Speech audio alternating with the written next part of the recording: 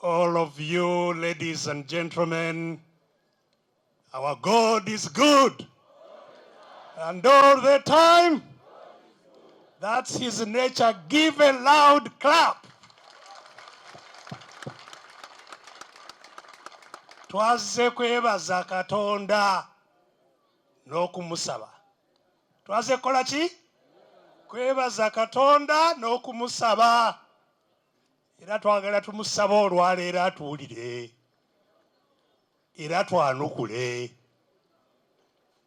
Kubanga ebigambo by'ebirala tubyogedde ne biggwaayo. We have talked enough. Mu bintu ebirala ekisigadde kukola. Kukola ki? Kukola. So, I am very, very grateful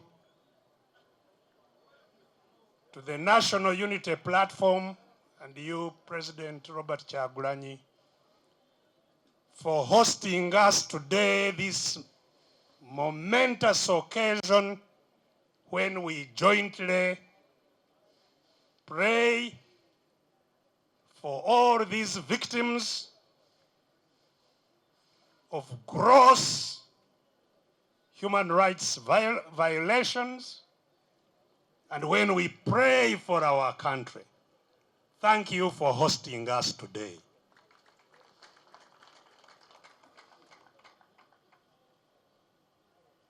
Era mwebale n'okututeekerawo amaka gano twandisabiddewa. Ne gye tusabira tewakyakola ki? Tewakyaliwo. Ebisaawe byonna baabitunda. N'ebisigaddewo tosobola kukola ki? Kubibeeramu. Mwebale kutukolera akasaawe. Ne tujja ne twogereramu. And I want to thank all the organizers of this function today. It's a very, very fundamental and great function to seek the Almighty. Thank you for all the organization that you have done. And I want to thank those who have prayed or led the prayers. We have all prayed. But those who have led our prayers today, katubakubireko mu ngalo, abatukulembedde mu kusaba okwa leero. Ngalo ezo twetaaga era tulina okuzibakubira, kubanga nga bwe muwulidde abakulembera eddiini zaffe be twasaba bajje batusabire tebakoze eki? Tebalabise. Njagala olwaleero okwongerako nti nabo tubasabira. Twesabidde ate nabo tukola ki? Tubasabire basobole okutegeera obuvunaanyizibwa obubaliko. Kubanga, as we all know,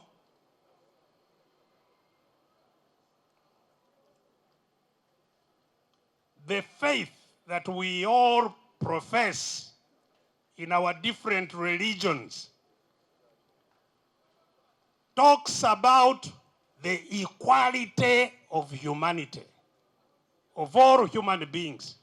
Eddiini ze tusaba zonna, ekimu ekizirimu ekisooka nti ffenna tukola ki? Twenkanankana, buli omu yenkana ne munne. Mu maaso ga Katonda ffenna tukola ki? Twenkanankana. Naye abali wansi n'abali obubi be beetaaga n'okusinga nnyo obukulembeze bw'abo abatukulembera mu ddiini. You don't pray for for the saved. You can tosobola kusabira, sisobola kusabira nga soka nensabira Pastor Bwanika. Atenga nebyokusaba yakola ki? Yabinsinza. Gwe nsooka okusabira yoyo atakola ki? Atayina kyamanyi. So it's sad that we are here praying for ourselves, praying for the victims, when those whose responsibility it is to pray for us have not answered our request to come and pray for us. Of course, the senior leaders may be busy, indeed. But in the whole hierarchy of religious leaders, no mubulizi, the lowest, the catechist, onakube ngoma. Naye n'olemu okumuweereza ajja akole ki? Ajja twegatteko tusabire wamu. So it's really sad. I don't know what happened, but I consider that it is something that we all need to be concerned about. Human rights abuses actually is the reason we are all together and here. Not just abuses, but even seeking rights. We are together to seek our rights, fundamentally. Tuli ffenna kulwanirira eddembe lyaffe n'obuyinza bwaffe, si kyekyo? Tewali kirala ekitugatta. Kulwanirira ddembe n'obuyinza bwaffe. Kubanga tuwangaalira mu ggwanga lye tutalinamu buyinza n'eddembe eryo, lye tutalinamu bwenkanya, lye ggwanga mwe tuwangaalira. Nabagamba bwe nali wano juzi nti mwaka gwe tugendamu gujja kuba mwaka gwa 62 kuva lwe twafuna independence, nga n'okutuusa leero teri mukulembeze n'omu gwe twali tukoze eki? Twelondedde ne tuteekawo. Tewali mukulembeze n'omu gwe twali tukoze eki? Tuggyeewo. Ekitegeeza obuyinza okuteekawo omukulembeze tetukola ki? Tetubuyina. Njagala tukitegeeraganeko. Obuyinza obuteekako mukulembeze tetukola ki? Oba tetunabeera nabwo. Myaka 60 emeka? Myaka 62 tetuyina buyinza obw'okwerondera mukulembeze oba kumuggyako. Ekitegeeza nti akalulu tetukola ki? Tetukayina. Kyogere. Akalulu tokola ki? Tokayina.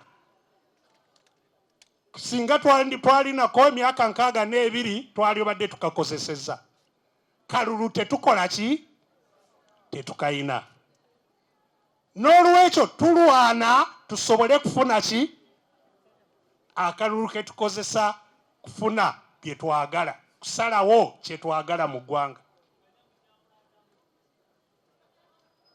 That is why we are struggling as a country. So the right to choose, we don't have it. Let alone the right to life, the right to freedom of expression, the right of eddembe lyonna erituweebwa ssemateeka tetulina. Lyetulwanirira.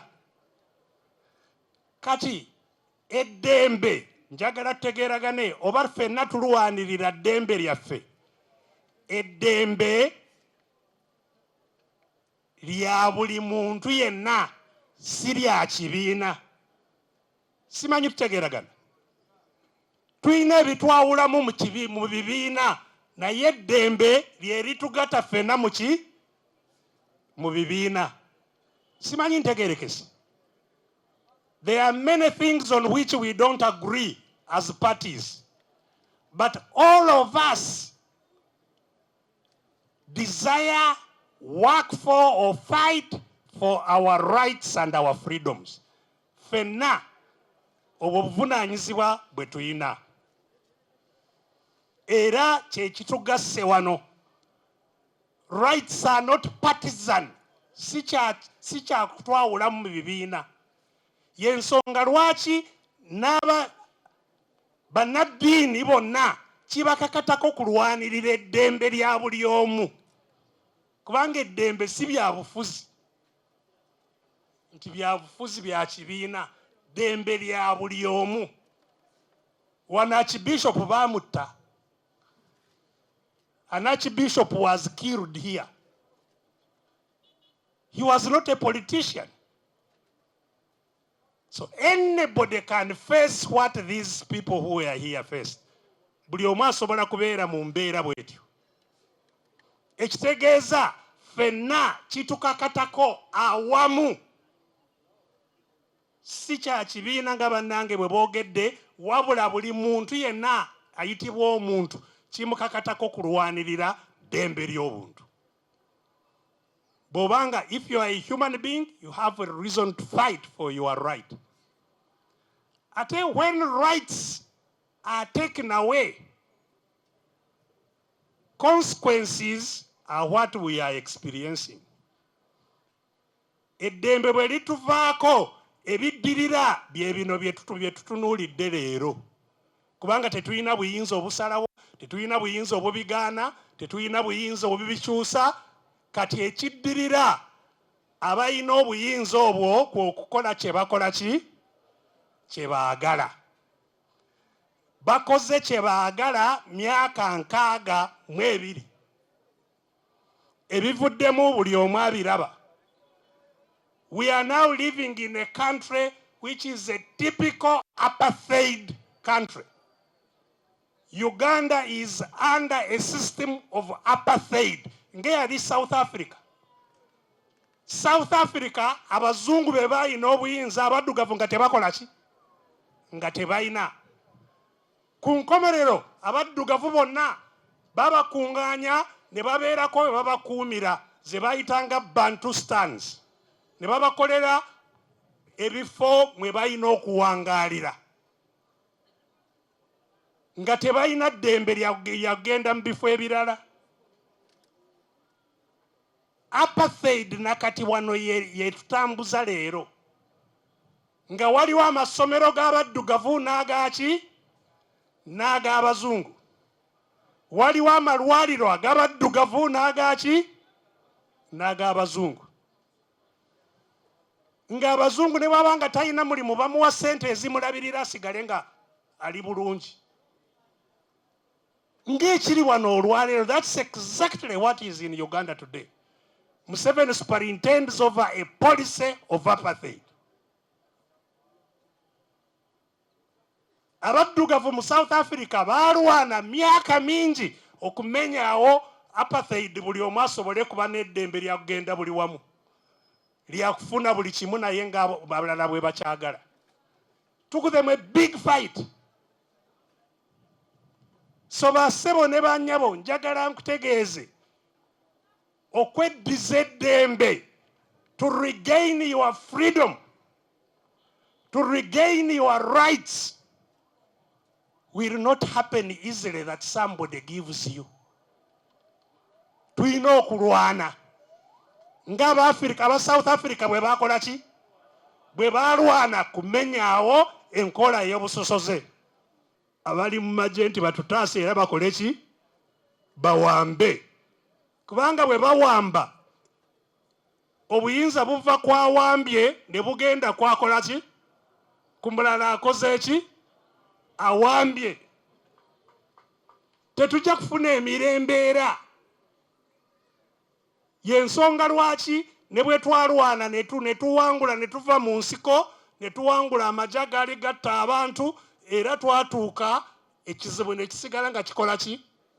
Nga kigenda mu maaso.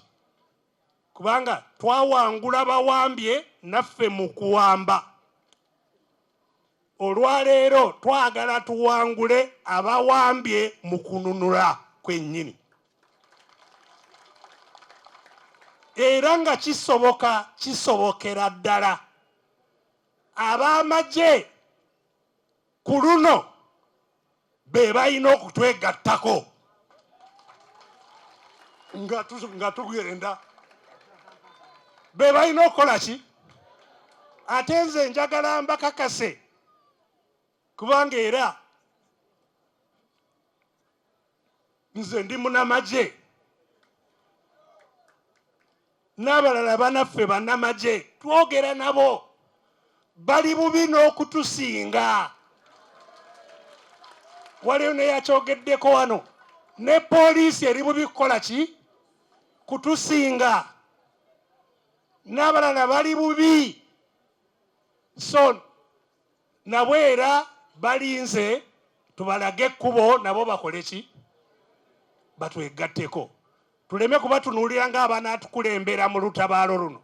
Ffe tulina okubakola ki? Okubakulembera. So bassebo ne bannyabo, kansuubire nti nga tugenda mu nnaku zino enkulu, tujja kuzigendamu era twongere okusaba. Kubanga buli lutabaalo lwonna lwetaaga maanyi gaani? Amaanyi ga Mukama. Naye nti bwe tunaamala okusaba ne tumala kuwummula nti tusituke, mwaka nga gutandika, nabasoomooza luli